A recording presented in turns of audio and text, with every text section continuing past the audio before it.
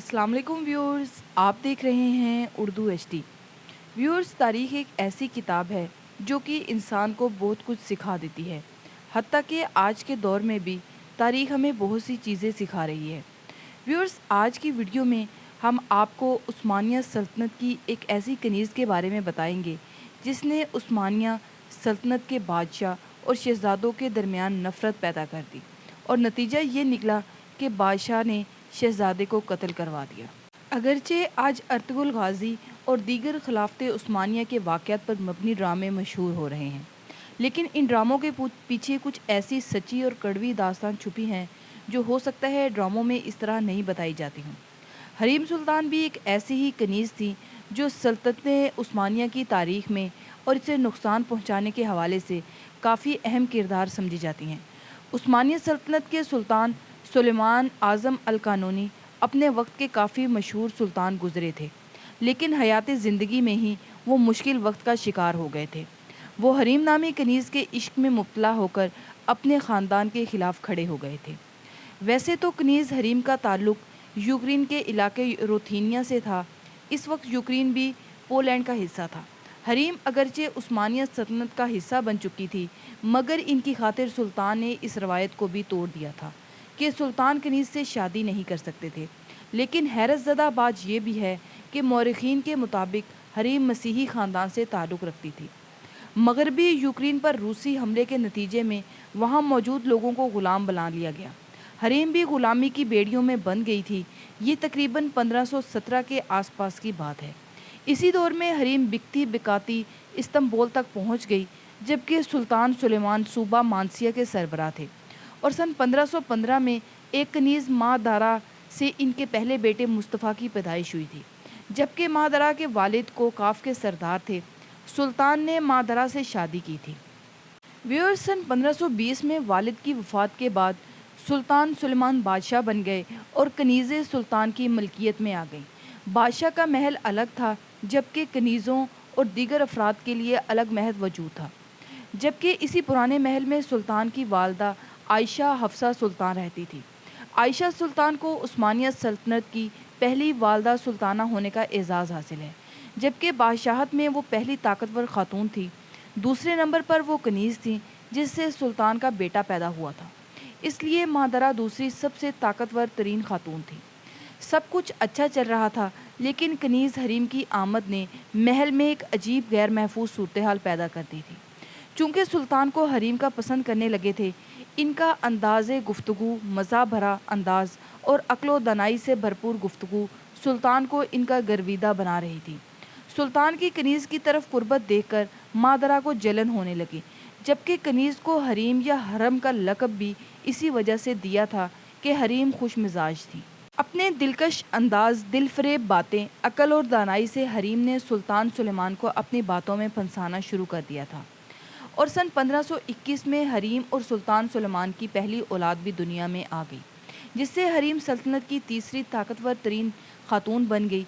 यही वो वक्त था जब मादरा और हरीम में जंग शुरू हो गई। हरीम सुल्तान के इस बेटे का नाम मोहम्मद रखा गया, जबकि 1525 तक मज़ीद 4 लड़कों की पैदाइश हुई। मुस्तफ़ा वालिद की जगह अगले हुक्मरान बनने के मजबूत उम्मीदवार थे। उस्मानिया सल्तनत में वालिद की मौत के बाद बड़ा बेटा ही ओहदे पर आता है, जबकि बड़ा बेटा दीगर भाइयों को कत्ल करवा देता था। मादरा और हरीम की लड़ाई इस कदर शदीद हो गई थी कि वालदा सुल्ताना ने दोनों पर कड़ी निगरानी शुरू कर दी थी और एक हद तक रहने की हदायत की थी। इस तरह मानिसा का सरबराह बड़े बेटे मुस्तफ़ा ही को बनाना पड़ा। लेकिन 1534 में वालदा सुल्ताना की वफ़ात पर सूरत हाल कुछ यूँ तब्दील हुई कि हरीम ने सुल्तान सुलेमान को शहज़ादे मुस्तफ़ा के ख़िलाफ़ करना शुरू कर दिया। सुल्तान इस हद हरीफ की जुल्फ़ों के असीर हो गए कि उन्होंने हरीम से शादी कर ली और रिवायत के ख़िलाफ़ जाते हुए कनीज़ से निकाह कर लिया। इस तरह हरीम सल्तनत की सबसे ताकतवर औरत बन गई।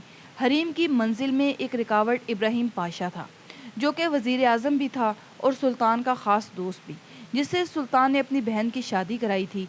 हरीम ने सुल्तान को इब्राहिम पाशा के ख़िलाफ़ भड़काना शुरू किया और ये बयानिया कायम किया कि इब्राहिम सुल्तान की जगह लेना चाहता है। इस तरह सुल्तान ने इब्राहिम को हरीम के कहने पर कत्ल करवा दिया, جبکہ ابراہیم کے قتل کے گواہان کے کان پھاڑ دیے گئے اور زبان کاٹ دی گئی تاکہ وہ نہ کچھ سن سکیں اور نہ کچھ بول سکیں۔ لیکن ترک مورخین کا خیال ہے کہ ابراہیم پاشا اپنے عہدے پر رہ کر قانون سے بالاتر سمجھا جا رہا ہے۔ حریم نے ابراہیم پاشا کو ہٹانے کے بعد سلطان سے قربت حاصل کرنے کا سوچا، کیونکہ سلطان اپنے نئے محل میں رہتے تھے جبکہ حریم کا پرانا محل تھا۔